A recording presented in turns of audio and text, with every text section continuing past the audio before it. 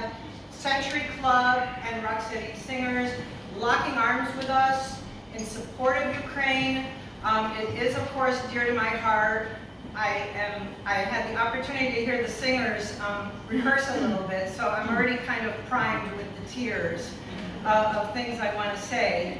But I'm so happy to be sharing the stage here with Rock City Singers this evening. And I already made my theater plug, but as we think of theater, we think of two faces, tragedy and comedy, or joy. And I know this evening we're going to have a lovely evening filled with joy and singing and love. But I need to pivot to the tragedy part of it for just a moment, if you will.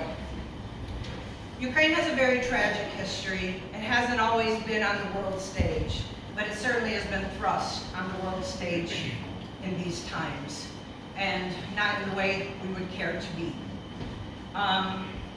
If you know a little, and it always hasn't been the prime subject in our textbooks growing up, but we've been at the hands of some pretty ruthless people without conscience. In the early 30s, there was a forced famine where 7 to 10 million Ukrainians died, and that was not publicized in the West by the hands of a man named Stalin. We all know the atrocities of World War II and what a madman named Hitler orchestrated there, exploiting people, destroying cities, exterminating peoples, and Ukrainians were among them. Over 2.5 million young Ukrainian men and women were seized from their homes, including my mother, and forced to go to Germany, put in cattle cars, and were conducting the business, the everyday business of Germany in their factories and farms, so that their men would go off and serve that military expedition. I'm a daughter of that tragic history. And it was brought to the world, it was brought to light through the trials in Nuremberg and other things. And what did the world say? Never again. We can't let this happen ever again. And here we are today. We see the news. We see cities destroyed.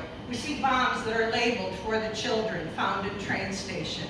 We hear the terms mass graves. Who would think that we would be seeing this in today's day and age? And yet it's happening. So we at RocMaidan, we're going to switch now to what we've been doing. Like I say, I couldn't be more fulfilled in my work with this group.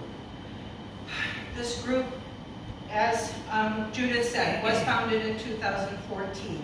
We sort of had a leg up on a lot of other communities because it was formed in 2014. And again, the West doesn't know about this. This war has been waging for 8 years already. We've lost over 16,000 people before February 24th. And RocMaidan organized to help rehabilitate the soldiers. We were sending walkers and wheelchairs and funds to buy prosthetics and other things that were needed to rehabilitate the Ukrainian soldiers who did survive. And you can imagine how much more the need is now. To date, and again, I want to say one thing also, we are all volunteers. There's no brick and mortar, there's no one being paid a salary. This is all volunteers, and most of which are still carrying on their professional jobs as well as doing what we've done. And of course, this has hit us like a tsunami. It's only been 100+ days. And I'm happy to say to date, we have shipped over 90 tons of humanitarian aid. We've collected funds, and it's not a haphazard list, as you've seen on the flyers of things we need. We are in touch with Ukrainian military hospitals. We are in touch with the Ministry of Health. We know what they need. They give us our needs, and we invite you to go to our website to actually see photos of these soldiers holding sleeping bags that have been given to them, or two-way radios, or other things that they need in order to carry on the fight. Our funds, again, I said, we're not salaried. And if you see things like digital bulletin boards along 490 for us, these have been donated to us. If you see us at the Lilac Festival at a booth for 2 weekends. That space was donated to us. The greater Rochester community has opened up their hearts in a way that is just, my mouth drops daily when I hear of different funds and collections and whatnot coming into us. Xerox donated a warehouse that we have because the volume is so great that we need a place where we can collect things, sort things, package them, put them on pallets. We've sent 10 40-foot containers. Adam Bello has attained 5 ambulances for us, which we had serviced and sent to Europe. And we want to get more. We've been able to purchase portable x-ray machines. The list goes on and on. And just as President Zelensky gets on the media, and he is so thankful, and we are so thankful for what the Western world has done to help us.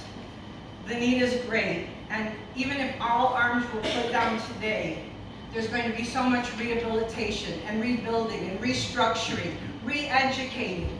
So much is still going to be going on. So we do need help. And people say, how can I help? And they don't know how to help. Again, I invite you to visit our website. I invite you, we all have our circles, whether it's where you worship, whether it's where you work, your yoga class, your child's baseball league. We all have so many circles where you could say, let's have a fundraiser, let's have a collection, and it can be material things. It needn't be a check or financially that way. There's so many ways one can give. And I know that your heart will speak to you in what you want to do. Again, we're so grateful.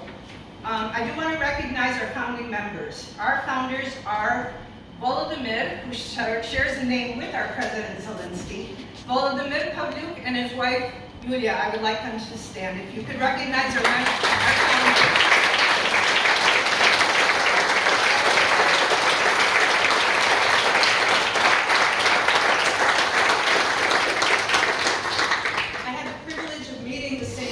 Judith before y'all came up here, and they're just delightful and talented. I shared with them that my hope is that one day in, I hope the near future, is to bring a lovely chorus of young people with fresh faces of hope and joy from Ukraine to share their song with you.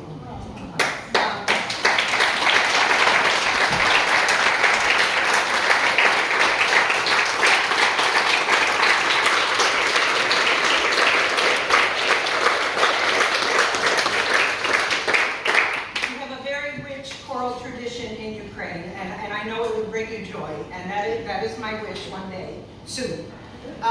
For now, I would like to introduce Yulia again. She is an accomplished singer. She is going to sing the Ukrainian national anthem for you.